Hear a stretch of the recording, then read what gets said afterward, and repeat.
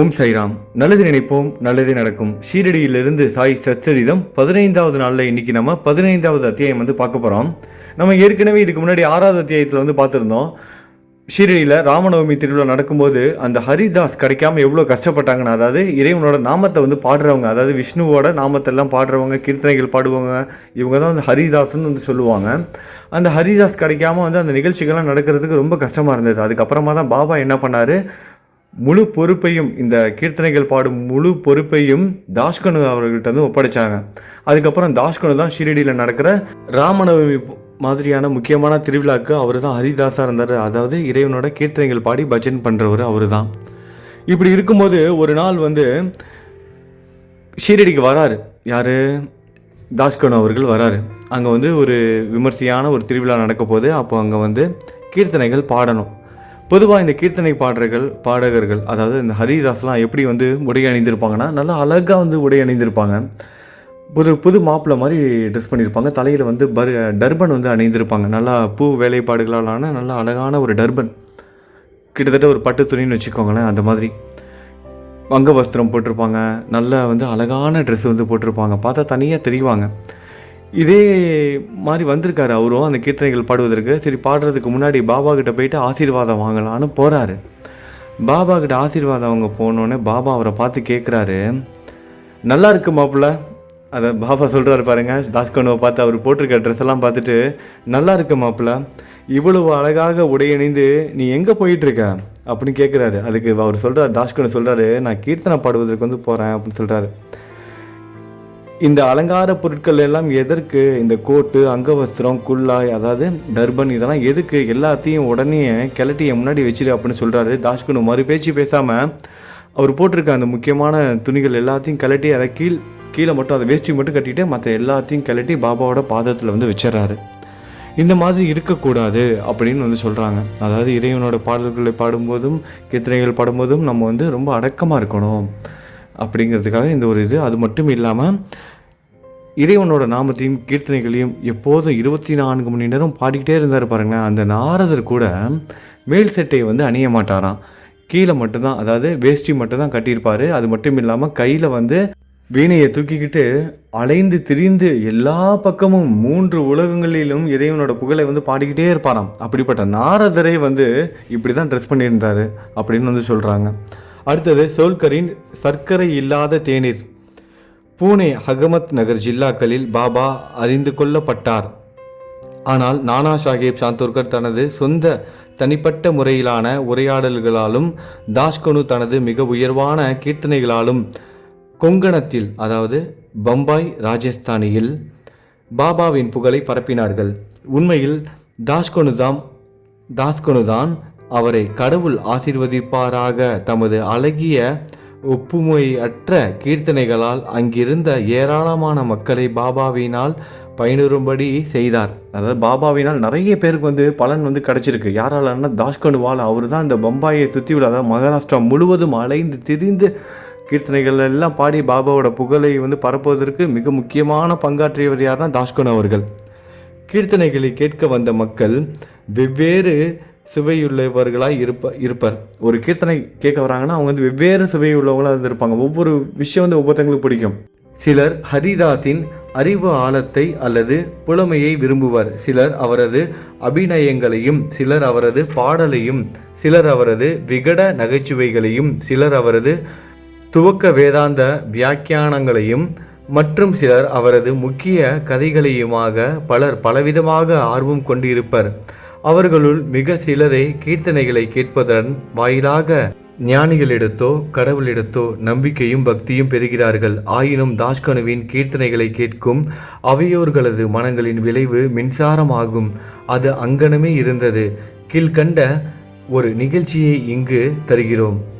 தாஷ்கனு ஒருமுறை தானேவில் கௌபினேஸ்வர் கோவிலில் சாய்பாபாவின் புகழை பாடி கீர்த்தனை செய்து வந்தார். அவர் கீர்த்தனைகள் பாடும்போது அந்த கீர்த்தனைகளை கேட்டுட்டு இருந்த ஒருத்தர் தான் சோல்கர் என்பவர். அவர் சிவில் கோர்ட்டில் ஒரு தற்காலிக ஊழியராக வேலை பார்த்து வந்த ஏழை ஆவார். மிகவும் கவனத்துடன் தாஷ்கனுவின் கீர்த்தனையை அவர் கேட்டு பெரிதும் உருகி போனார். அவர் அங்கேயே அப்போதே மனதினால் பாபாவுக்கு வணக்கம் செலுத்தி விரதம் எடுத்துக்கொண்டு பின்வருமாறு கூறினார். பாபா, நான் என் குடும்பத்தை காப்பாற்ற இயலாத ஒரு ஏழை.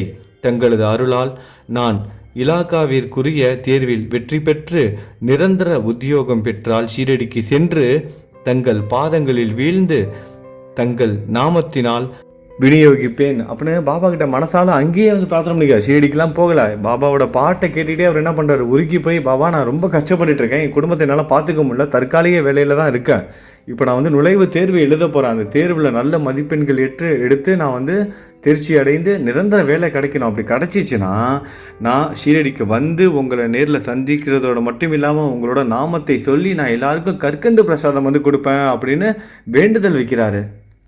அவர் ரொம்ப ஆசீர்வதிக்கப்பட்டவர். அவர் வேண்டுறாரு, வேண்டுத உடனே அதே மாதிரி அவர் அடுத்த பரீட்சையிலே அவர் பாஸ் ஆகி தேர்ச்சி அடைந்து அவர் நினச்ச மாதிரி வேலையும் கிடச்சிருச்சு. இப்போ ஷீரடிக்கு போகணும்னா பயண செலவுக்கு பணம் வேணும்.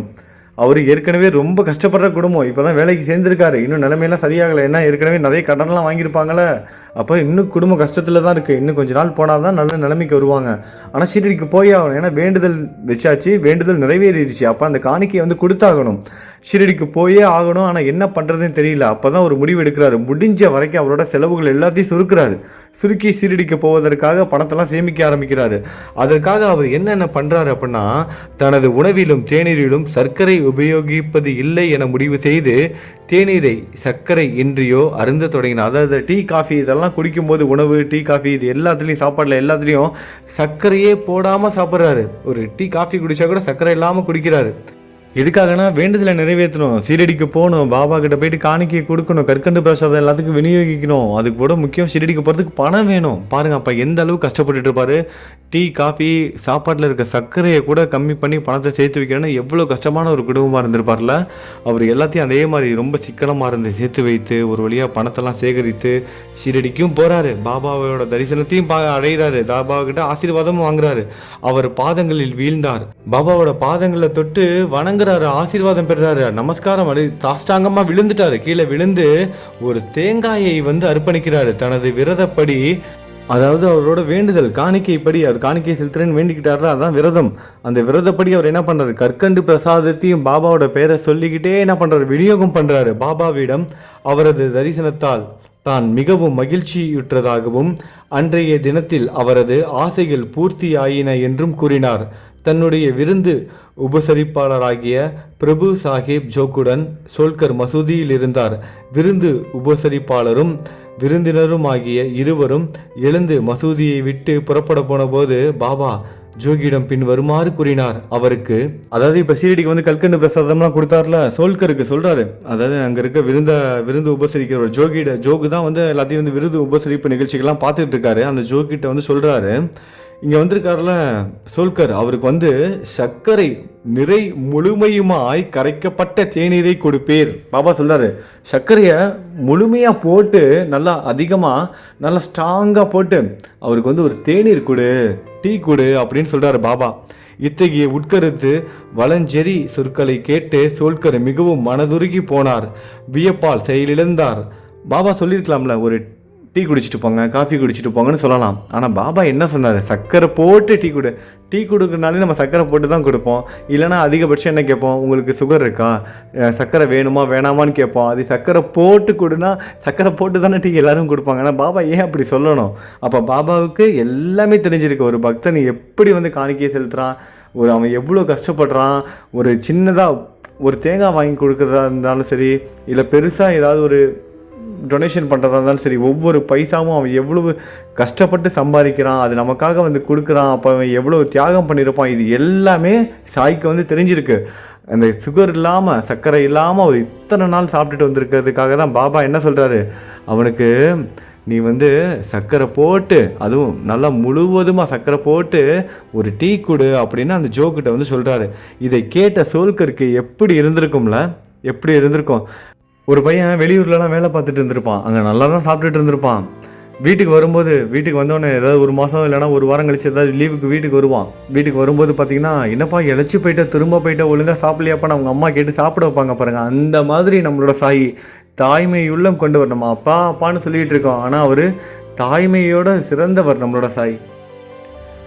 அது மட்டும் இல்லாமல் பாபாவின் பாதங்களில் வீழ்ந்தார். தனது விருந்தினருக்கு அளிக்கப்பட வேண்டிய தேநீரை பற்றிய வழிநெறியை கேட்டு ஜோகும் ஆச்சரியம் அடைந்தார். அவருக்கும் வந்து ஆச்சரியம், பாபா ஏன் இப்படி நம்ம தேநீருக்கு வந்து டீக்கு வந்து சர்க்கரை போட்டு கொடுன்னு சொன்னார், அதுக்கு பின்னாடி இவ்வளோ காரணங்கள் இருக்கான்னு தெரிஞ்சுக்கிட்டு அவர் இன்னும் வந்து ஆச்சரியப்பட்டு போகிறாரு. தமது சொற்களின் மூலம் சோல்கரின் மனதில் நம்பிக்கையையும் பக்தியையும் தோற்றுவிக்க பாபா விரும்பினார். அவருடைய விரதப்படி தாம் கற்கண்டை பெற்றுக்கொண்டதாயும் உணவில் சர்க்கரை பயன்படுத்தக்கூடாது என்ற அவரது இரகசிய தீர்மானத்தையும் தாம் முழுமையுமாக அறிந்திருப்பதாக அது அங்கனம் இருந்தபடியே பாபா குறிப்பிட்டார். பாபா கூறியதன் பொருளாவது, என் முன்னர் பக்தியுடன் உங்களது கரங்களை நீட்டுவீர்களேயானால் உங்கள் உடனேயே இரவும் பகலும் உங்களுடன் கூடவே நான் இருக்கிறேன். இவ்வுடம்பால் நான் இங்கேயே இருப்பினும் 7 கடலுக்கு அப்பால் நீங்கள் செய்வதையும் நான் அறிவேன்.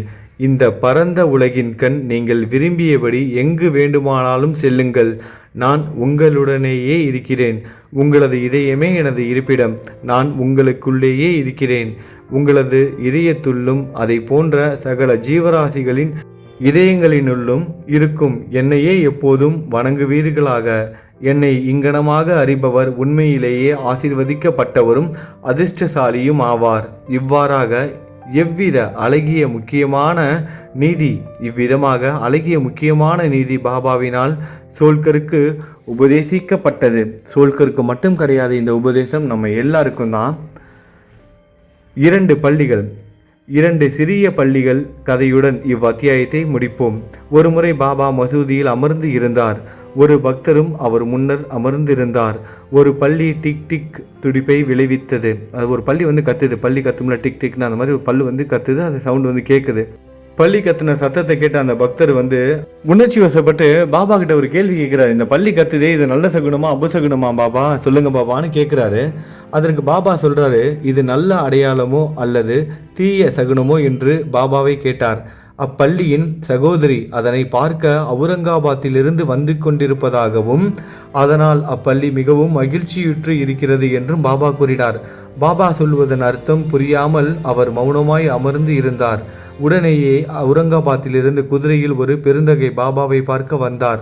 அவர் மேற்கொண்டு பயணத்தை தொடர விரும்பினார். ஆனால் அவரது குதிரை பசியாயிருந்தபடியால் நகர்வதாக இல்லை. அதற்கு அந்த குதிரை சாப்பிடுவதற்காக கொள்ளு தீவனம் வந்து தேவைப்படுது. கொள்ளு கொண்டு வருவதற்கு தனது தோளில் இருந்து ஒரு பையை எடுத்தார். தூசியை போக்குவதற்காக தரையில் அடித்தார். அதிலிருந்து ஒரு பள்ளி விழுந்தது. எல்லோர் முன்னிலையும் அது சுவரில் ஏறியது. கேள்வி கேட்ட பக்தரிடம் பள்ளியை நன்றாக கவனிக்கும்படி பாபா கூறினார். அது உடனே தனது பெருமையான நடையுடன், பள்ளி எப்படி பெருமையாக நடந்து போதான், தன் சகோதரியை நோக்கி சென்றது. நீண்ட காலத்திற்கு பின்னர் இரண்டும் சந்தித்தன. ஒன்றையொன்று முத்தம் கொடுத்து கட்டியணைத்து கொண்டன. சுற்றி சுற்றி ஓடி வந்து அன்பால் நடனமாடின. ஷீரடி எங்கே இருக்கிறது, அவுரங்காபாத் எங்கே இருக்கிறது? குதிரையிலிருந்து வந்த அந்த மனிதர் பள்ளியுடன் எங்கனம் அவுரங்காபாத்திலிருந்து வந்தார். 2 சகோதரிகள் சந்திக்க போவதை எங்கனம் பாபா முன்னாலேயே தீர்மானிக்க தரிசனம் செய்தார். எப்படி பாபாவுக்கு வந்து தெரிஞ்சிருந்தது? இவையெல்லாம் உண்மையிலேயே மிகவும் ஆச்சரியமானதும் பாபாவின் எங்கும் நிறை பேரறிவையும் அனைத்தையும் உணரும் ஆற்றலையும் மெய்ப்பிப்பது ஆகும். எவர் ஒருவர் இவ்வத்தியாயத்தை பக்தியுடன் படிக்கிறாரோ அல்லது தினமும் கருத்தூன்றி பயில்கிறாரோ, சத்குரு சாய்பாபாவின் அருளால் அவரது அனைத்து ஆழ்துயர் நிலைகளும் அகற்றப்படும். எனவே ஸ்ரீ சாயியை பணிக. அனைவருக்கும் சாந்தி நிலவட்டும். ஓம் சாய்ராம். நல்லதே நினைப்போம், நல்லதே நடக்கும். ஓம் சாய்ராம்.